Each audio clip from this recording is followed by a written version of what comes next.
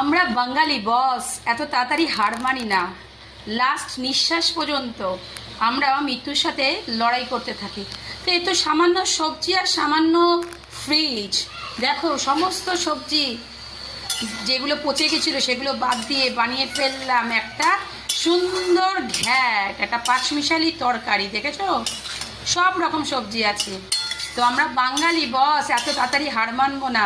আর রইল স্বামীর খরচার পয়সা, যেখানে মাথার ঘাম পায়ে ফেলে আমার স্বামী রোজগার করে আমাকে এবং আমার ছেলে মেয়েকে খাওয়াচ্ছে, তার পয়সা কি আমি জলে দিতে পারি না? তো আর এই শ্রাবণ মাসে ওই রঙিন চুড়ি, সবুজ চুড়ি পরে আমাকে লোককে দেখাতে হবে যে শ্রাবণ মাস আমি আমার স্বামীর লম্বা আয়ু চাইছি মহাদেবের কাছে, দেবাদিদেব মহাদেবের কাছে, আর আমার স্বামী আমার বাচ্চা এবং আমার সাথে জুলুম করছে, সেটাও মেনে নিতে পারবো না। তাই এই বছর আর পরিনি হাতের মধ্যে সবুজ চুড়ি।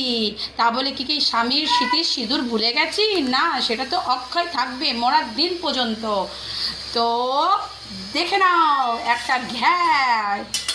तो जय हो स्वामी जी, जय हो स्वामी जी, जय हो।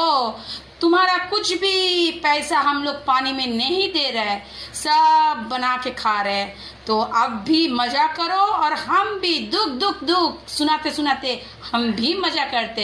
जय हो स्वामी जी। चलो बाय बाय।